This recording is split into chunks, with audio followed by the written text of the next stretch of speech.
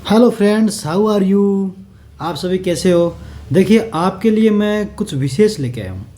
वैसे economic survey आता है, सब ने लिख रखा है, अलग अलग प्रकार के लिखे हुए आए हुए हैं, सब वहीं से पढ़ रहे, वो तो है नहीं, कुछ अलग है।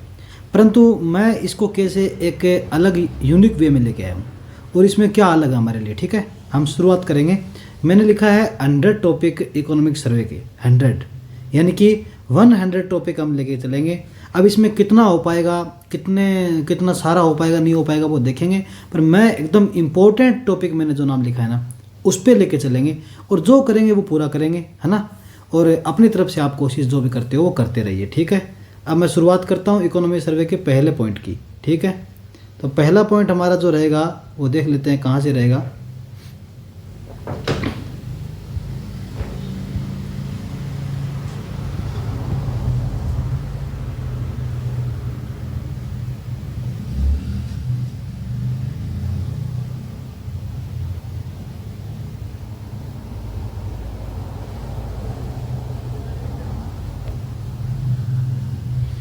चलो शुरुआत करते हैं।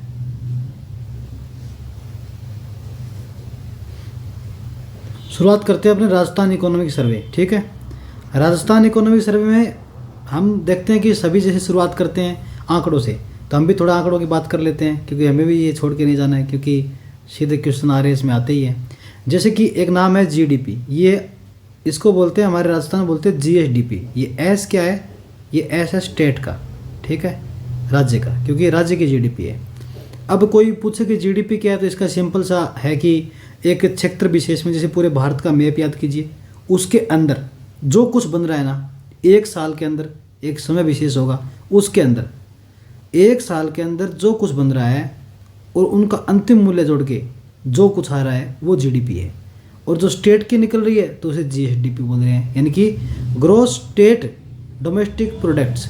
अब इसमें क्या हमने देखा कि भारत की जो मतलब क्षेत्र है ना, बस उसको ले रहे हैं हम। किसको ले रहे हैं? सिर्फ भारत के क्षेत्र को।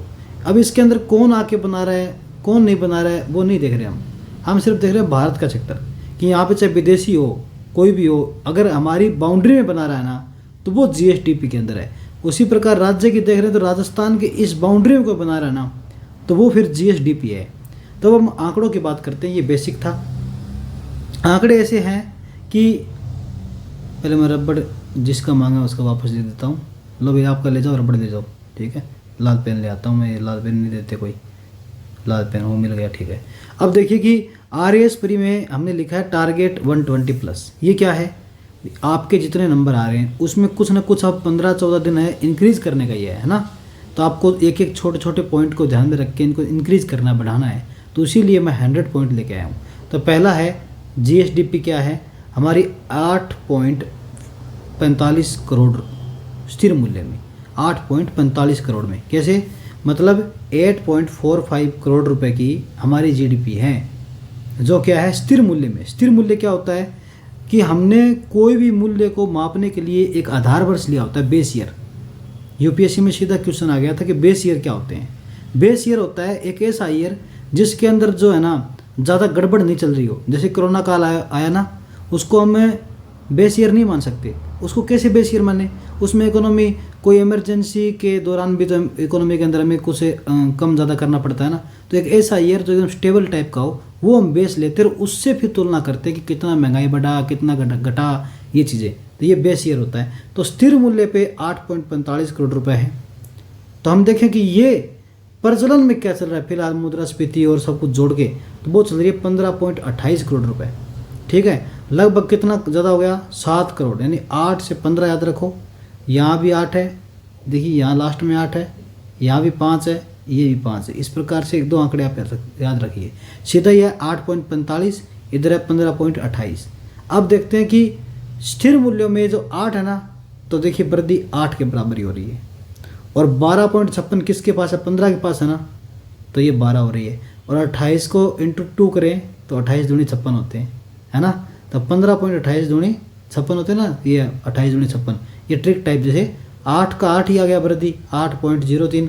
और जो प्रचलन में 15.28, इसका देखिए 12.56। और 15 के पास कौन है? 15 के पास हम देखते हैं कौन है, क्या 15 के पास में 8 है या फिर ये 12.56 है तो 12.56 ऐसे करके हम याद रखेंगे। ये थी GSDP। अब यूपीएससी लेवल का, RS लेवल का क्वेश्चन क्या रहता है कि जो GDP है ना, उसमें स्थिर मूल्यों पे GDP जो वृद्धि हो रही है वो लगातार 5 सालों से बढ़ती चली जा रही है। नहीं, जो स्थिर मूल्यों में है वो तो जिग जैग में है, बढ़ी भी है घटी हुई है, बढ़ी हुई घटी हुई ऐसे। और जो प्रचलित मूल्यों में है ना 15.28, ये 5 सालों में लगातार बढ़ती चली आ रही है।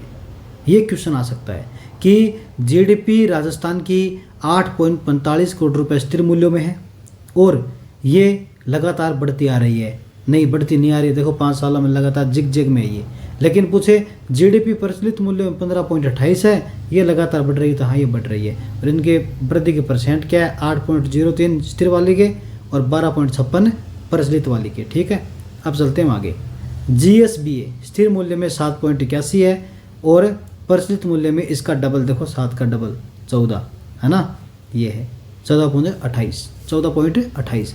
अब याद कैसे रखें इसको, पूछा क्या GSBA, पहले ये देखते हैं क्या है। ये वही सिस्टम है जैसे हम GDP देखें तो ये क्या है, ग्रोस स्टेट के अंदर वैल्यू एडिशन। वैल्यू एडिशन क्या होता है, मतलब चीज़ों को, कई सारी चीज़ें मिलकर ही तो बनती है ना कोई GDP। जैसे कृषि मिलती है, सब चीज़ें, जैसे कोई मकान बनाते हैं उसमें गेट भी होता है, उसके अंदर फर्श होता है, सब जुड़ते हैं ना, तो सब चीज़ जुड़ के मकान बनता है। उसी प्रकार GSBA जो है ना, ये जुड़ के ही तो GDP बनेगा। और GSBA की महत्वपूर्ण बात यह है कि GSBA में हम एक एक सेक्टर को देख सकते हैं कि कौन से सेक्टर से क्या आ रहा है, कृषि से क्या आ रहा है, उद्योग से क्या आ रहा है, ऐसे करके। तो क्वेश्चन फैक्ट में आ सकता, वो कॉन्सेप्ट में आ सकता है कि GSBA क्या होता है। इसमें हम देख सकते हैं, GDP में इतना नहीं देख पाते हैं। ठीक है, तो GSBA 7.81 है और प्रचलित मूल्यों में GSBA जो है 14.28, इसी 7 का डबल कर दो, देखो। ठीक है, और ये 8 भी याद रखना, यहाँ पे 8 आगे है, ये पहले है। ठीक है, अब वृद्धि क्या है GSBA की, GSBA की वृद्धि स्थिर मूल्यों में तो है 6.92, ये देखो 7 6 पास है ना, 6 याद रखना। और ये 14 है, ये देखो 11 इसके पास है, ये याद रखना 11.86। प्रचलित मूल्यों में GSBA 11.86 और स्थिर मूल्यों में GSBA 6.92, ये 7 के पास है, ये 14 के पास है। जैसे हमने ये किया था, ये 8 के पास है, ये 15 के पास 12 है ना। ये ट्रिक याद रखना आप इसे, वहाँ जाके कन्फ्यूजन नहीं होगा। अब देखते हैं तीसरा पॉइंट क्या है। हमारी पर कैपिटा इनकम कितनी है स्थिर मूल्यों में, हमारी पर कैपिटा इनकम जो है स्थिर मूल्यों में 90,831 राजस्थान की। अब पूछे भारत की तो 1,06,744। फिर पूछे प्रचलित मूल्यों में राजस्थान की कितनी है, तो राजस्थान की प्रचलित मूल्यों में है 1,67,964 और भारत की कितनी है 1,84,205। अब इसको आप बार बार लिखो या कमेंट सेक्शन में लिख दो। जिस दिन आप एग्जाम देने जाओ इसी वीडियो को निकाल लेना, इसके नीचे कमेंट में जो लिखा है वो पढ़ लेना दोबारा से। भाई नोट्स आप कहाँ निकालते फिरोगे, अगर हो तो बहुत अच्छी बात है, इसको लिख लो 1-2 पेज में। कुछ शॉर्ट आंकड़े आप पेज के अंदर लिख के रखो, सेम टाइम जब आप ट्रैवलिंग करते होंगे उस टाइम आप पेज में देख लेना। ठीक है, ये आंकड़े आपको एक दिन पहले देख के जाना चाहिए। कई लोग बोलते हैं एग्जाम से पहले नहीं पढ़े, इन आंकड़ों को तो एक दिन पहले देख लेना चाहिए, ये तभी याद रहेंगे वहाँ पे। ठीक है, फिर हम देखते हैं कि जो स्थिर मूल्यों पे राजस्थान की 90,831 रुपये की हमारी प्रति व्यक्ति आय है वो 6.94 में बढ़ रही है ना। और 1,67,000 वाली क्या है प्रचलन वाली 11.91 में बढ़ रही है। तो उसी प्रकार देखो आंकड़े एकदम सेट, ये 90 के पास 6 और ये 1,67,000 है ना, ये 16 है, 16 के पास में क्या है 11 है। देखो तो सीधो आंकड़ों फिट बैठने ला रही है, कह जको लगभग कन पावनी वो देखो सेट बैठने ला रही है। पेपर में जाके ऐसी चीज़ा काम करें, जमा याद रहना चीज़ा काम हो ही को नहीं।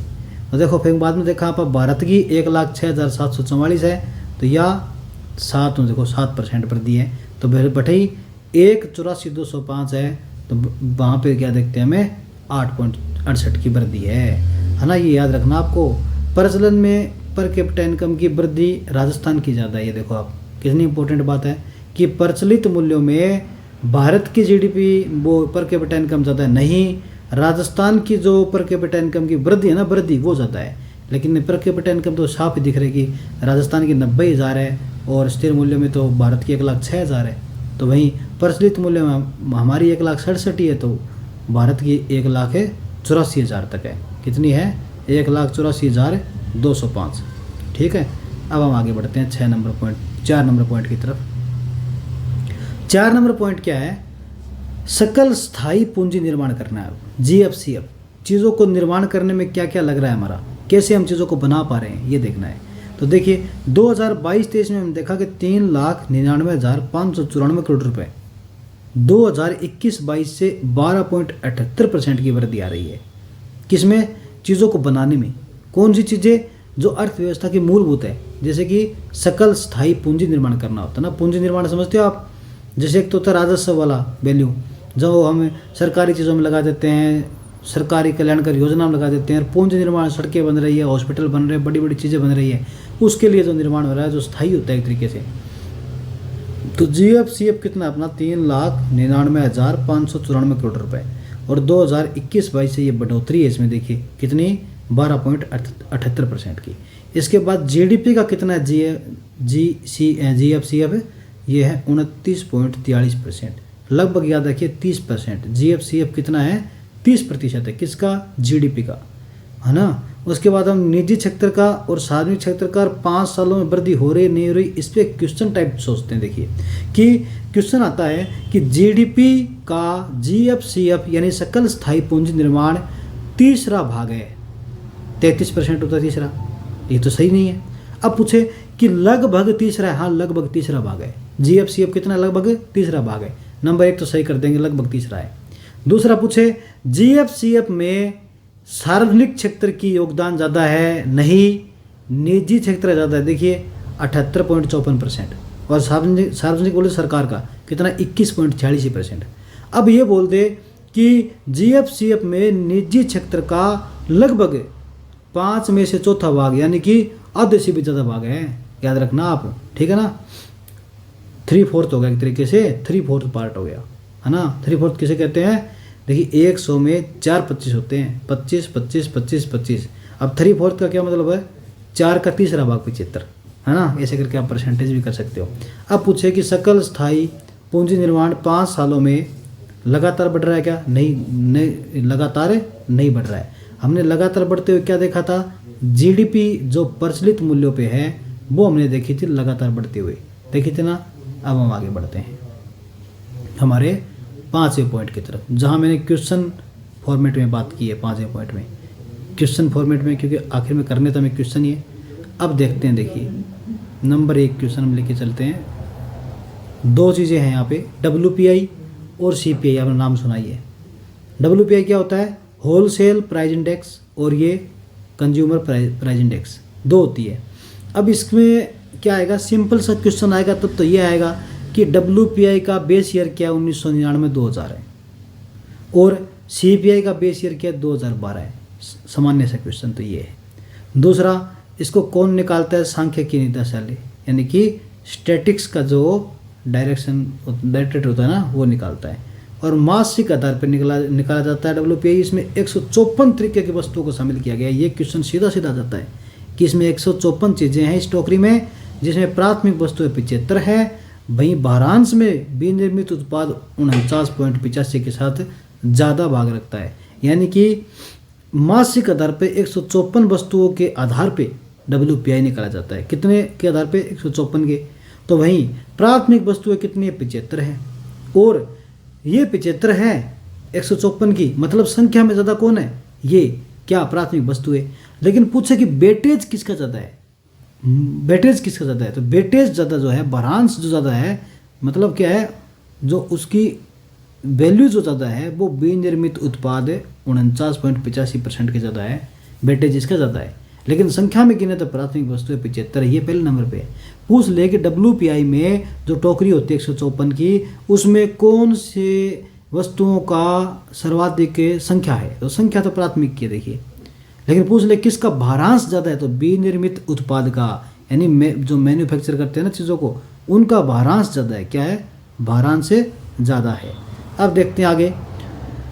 वहीं संख्या में सिर्फ 69 के साथ ये सेकेंडरी नंबर पे आता है। कौन है? विनिर्मित उत्पाद, है ना। अब आपसे सीधा सीधा क्वेश्चन पूछे कि WPI का बेस ईयर क्या? 1999-2000।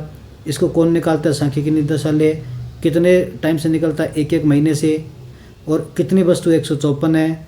प्राथमिक वस्तु सर्वाधिक 75 है। भारांश में सर ज़्यादा कौन है? तो विनिर्मित उत्पाद है। लेकिन संख्या में 69 है, जो सेकेंड नंबर पे आता है। और भारांश में देखें तो ये लगभग आधा है, 50% है ना, 49.85। फिर WPI का सेकंड ऑप्शन क्या है, WPI में प्राथमिक वस्तुएं, विनिर्मित उत्पाद और ईंधन शक्ति होते हैं। कौन कौन होते हैं, अब क्वेश्चन सीधा आएगा कि WPI में कौन कौन शामिल होते हैं। नंबर 1 प्राथमिक वस्तुएं होती है, नंबर 2 विनिर्मित उत्पाद होता है, नंबर 3 ईंधन शक्ति होती है।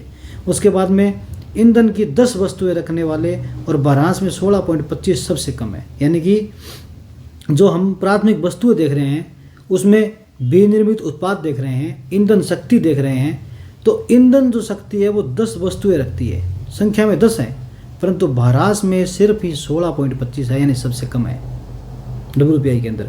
तो ईंधन की अगर ईंधन शक्ति अगर वस्तुओं में देखें तो 10 है, लेकिन भारांश में 16.25 सबसे कम हो जाती है। ये आपको याद रखना है कि WPI में कौन कौन शामिल है, तो प्राथमिक वस्तुएं, विनिर्मित उत्पाद और ईंधन की शक्ति। अब आपको ट्रिक बनानी तो ऐसे बनाइए कि प्राथमिक वस्तुओं को अगर विनिर्मित करना है तो कुछ ईंधन की शक्ति दे दो जिससे ये बन जाए, आग लगा दो कुछ चीज़ों के, बन जाएगी, ऐसे करके याद कर लेना। भारत में WPI का बेस ईयर क्या चलता है, 2011-12। तभी राजस्थान में क्या चल रहा है, 1999-2000। कितनी बड़ी बात है ना, कॉमन है, याद रखना आपको ये। अब देखते हैं हम CPI को। CPI एक संयुक्त रूप से जो निकाली जा रही है उसका बेस ईयर है 2012। तो WPI का हमने देखा 1999-2000।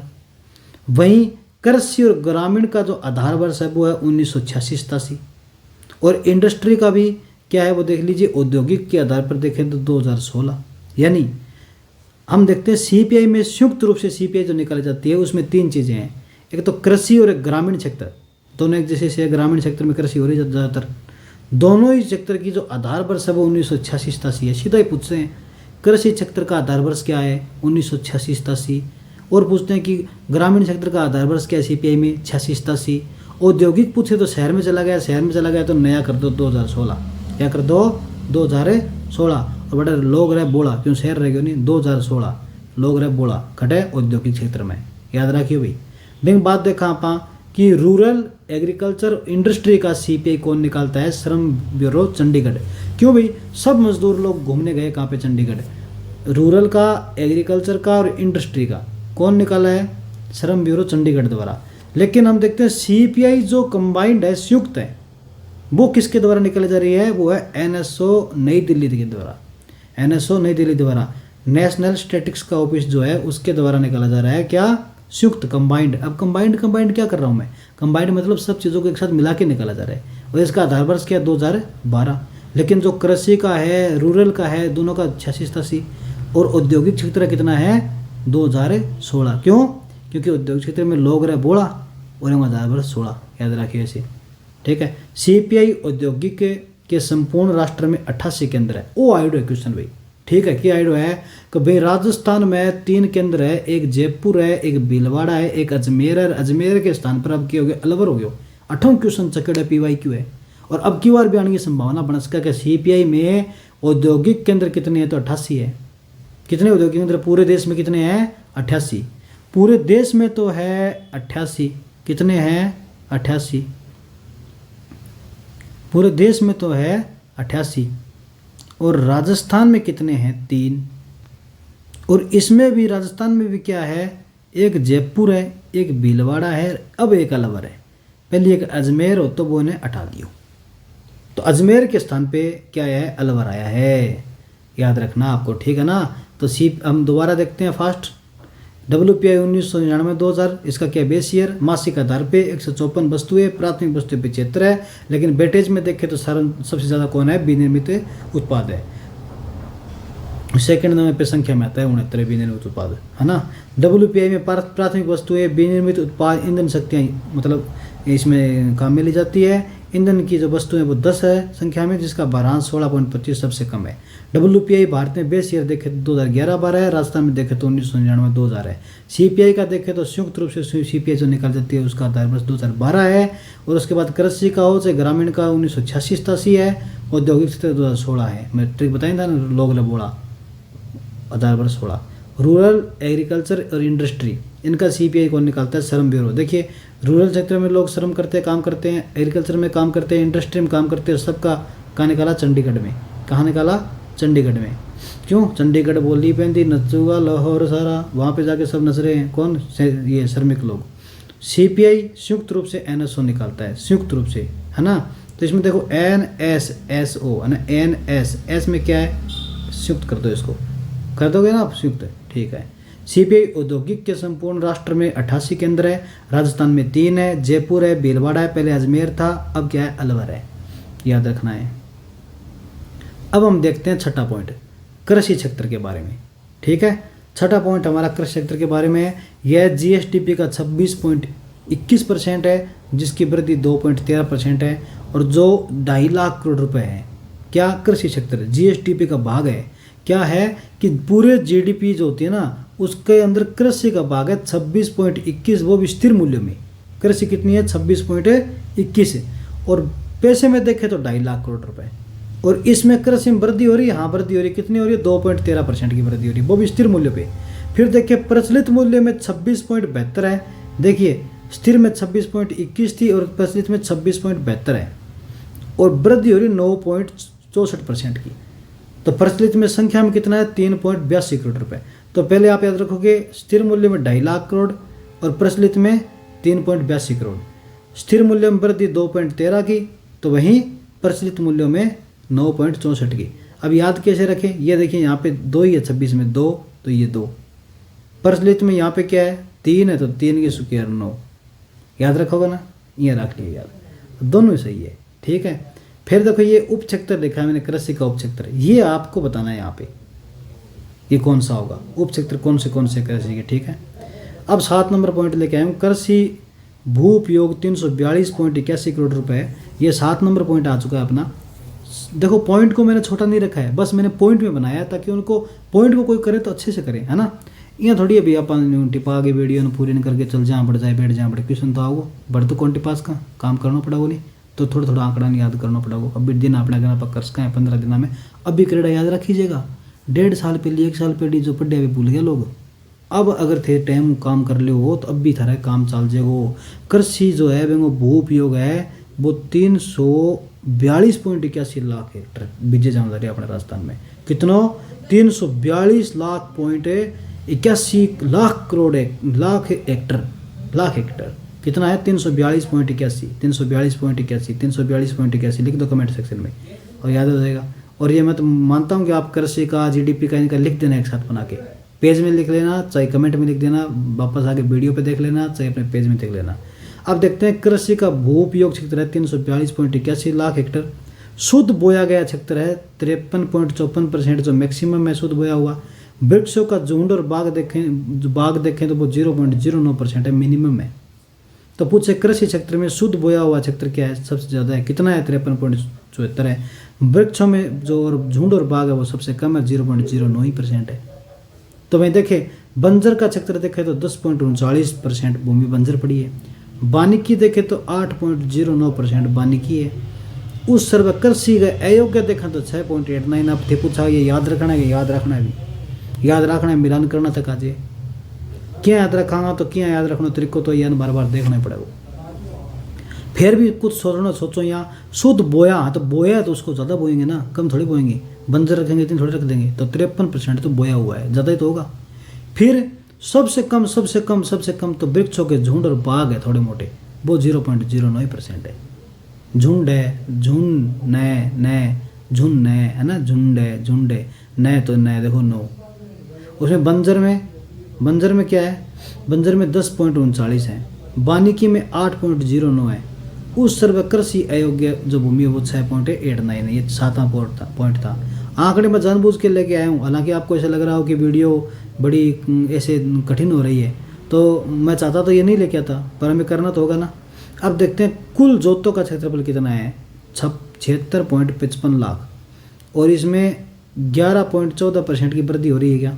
फिर पूछे वहीं कुल प्रचलित जोतों में 208 लाख हेक्टर के साथ 1.24% की कमी आ रही है क्या। नहीं, मैंने दोनों ही उल्टे लिखे जानबूझ के कि कुल प्रचलित जो जोते हैं ना, कुल प्रचलन में जोत है यानी बीजा हुआ क्षेत्र जो है, जोत क्षेत्र जो है वो है 76.55 लाख, जो पहले 68.88 लाख था, अब 76 पॉइंट हो गया, यानी 68 से 76 लगभग कितना बढ़ गया, 8,00,000 के 8,000 के बराबर है, मतलब लाख के बराबर बढ़ गया। 68,000 से 76,000 हो गया, यानी 8,000 लाख में बढ़ गया ये। और ये कितना बढ़ा संख्या में, तो संख्या में देखें तो 11.14%। कौन है? कुल प्रचलित जो जोत है। लेकिन कुल पूरी जोत देख लें क्षेत्रफल में, तो वो जो क्षेत्रफल में आ रही है वो है 208 लाख हेक्टेयर में, जो 211.36 हुआ करती थी। यानी कुल जो जोतें थी वो हुआ करती थी 208 लाख हेक्टेयर में है अभी, और होती थी 211। तो बताओ जो 211 थी वो आज 208 है, तो वो कम हुई ज़्यादा हुई? कम हो गई। कितनी कम हो गई? 1.24%। तो यही क्वेश्चन आएगा कि कुल जो जोतें हैं जो 208 हो गई है वो 211 से घट के 8 हुई है, और उनमें 1.24% की कमी आई है। ये क्वेश्चन बनता है। फिर देख लेते हैं प्रचलित जोत धारक। सिर्फ कुल प्रचलित में 11.14% की वृद्धि हो रही है प्रचलित जोत धारकों में। कुल जोतों में देखें तो 1.24% की कमी आ रही है, लेकिन सिर्फ कुल प्रचलित में देखें तो 11.14 बढ़ रही है। तो कुल सिर्फ जोत मात्र देखें तो 1.24 घट रही है, और भूमि जोत औसत में 11% की क्या आ रही है? कमी आ रही है। एवरेज में क्या आ रही है? कमी आ रही है। एवरेज में भी कमी आ रही है। फिर देखते हैं महिला प्रचलित जोत धारक। महिला प्रचलित जोत धारकों पर ध्यान दें। देखिए 2015-16 से जो 7.75 लाख हुआ करती थी वो 10-11 में जाकर 5.46 लाख। मतलब क्या है? मैंने उल्टा लिखा है इसको कि यहाँ से चलेंगे और यहाँ आएंगे। ऐसे उल्टे मैंने जानबूझ के आंकड़े लिखे ताकि जब हम उल्टे चलेंगे तो हमें याद रहेगा। कैसे कि जो 2010-11 में 5.46 लाख था ना, वो आज बढ़ के 7.75 लाख महिलाओं की संख्या बढ़ गई है 2015-16 में। और बढ़ने की संख्या क्या है? 41.94%, लगभग 40%। देखो आप कितना होता है? बहुत होता है। क्षेत्रफल देखें जो 13.30 लाख था महिलाओं के पास में, वो आज हो चुका है 16.55 लाख हेक्टेयर, यानी कि 24.44% बढ़ा है। महिलाओं की संख्या में देखें तो 41% बढ़ा है, और ये क्षेत्रफल में देखें मीटर तो 24.44% बढ़ा है। तो हम देखते हैं अब दूसरा पार्ट, सीमांत जोत धारकों के बारे में बात हो रही है। जोत धारक 2015-16 में कितने हो गए? 76.55 हो गए, जो पहले 66% थे, अब 76 है, और 11.14% बढ़े हैं। कौन? जोत धारक। अब देखते हैं कि सीमांत भूमि, लघु जोत, अर्ध मध्यम, मध्यम जोत और बड़े आकार की जोत, ये क्वेश्चन भी आते हैं। कैसे कि सीमांत जोत कौन सी होती है? जो 1 हेक्टेयर से भी कम है। लघु जोत क्या होती है? जो 1 से 2 हेक्टेयर है। अर्ध वाली 2 से 4 है, मध्यम वाली 4 से 10 है, बड़े वाली 10 से ज़्यादा है। अब देखिए पहले तो 5 टाइप याद करना है। एक तो बिल्कुल ही सीमांत है, यानी कि सीमा के अंत के पास गया हुआ है, 1 से भी कम है। फिर लघु जोत आई हुई थोड़ी सी सीमांत से ज़्यादा, लघु है तो 1 से 2 होगा। उसके बाद में अर्ध है तो अर्ध या 2 से 4 होगा। उसके बाद मध्यम में ले जाएंगे तो जो बड़े आकार की 10 है तो मध्यम में 4 से 10 की तरफ से ले जाएगी।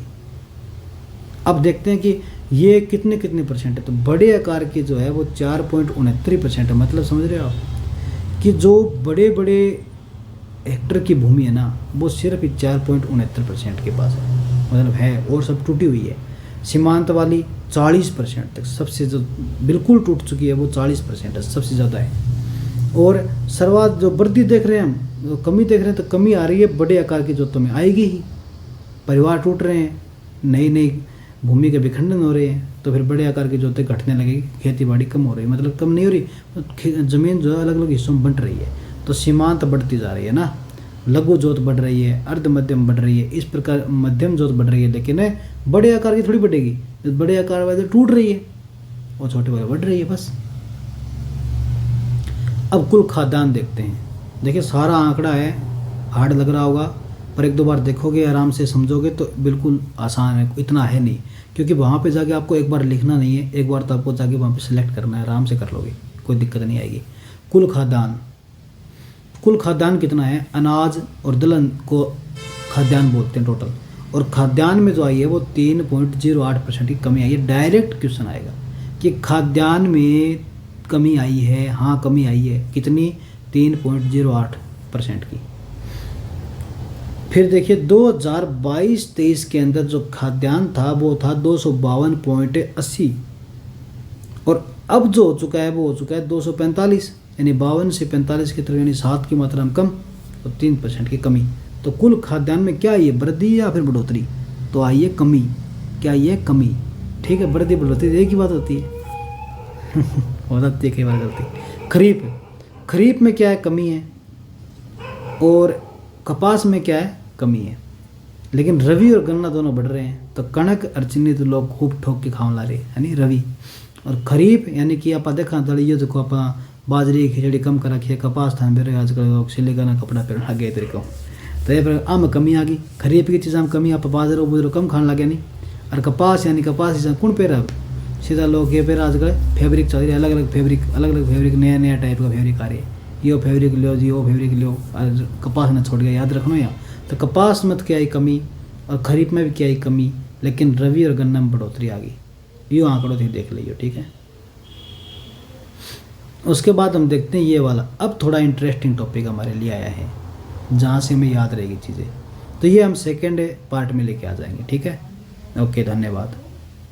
जय हिंद, जय भारत। इसको आप 2-3 बार देख लेना, तो आपको आंकड़े याद भी हो जाएंगे। एक दो बार आप लिखोगे तो याद रहेंगे, और वहाँ पे जाके तो आपको जाके सेलेक्ट करने हैं ना, वहाँ पे तो चूज़ करने हैं, वो हमार भरनी है, लिखना नहीं है। और बार बार याद करोगे तो याद हो भी जाएगा। ये सब कुछ हार्ड है नहीं। जय हिंद, जय भारत।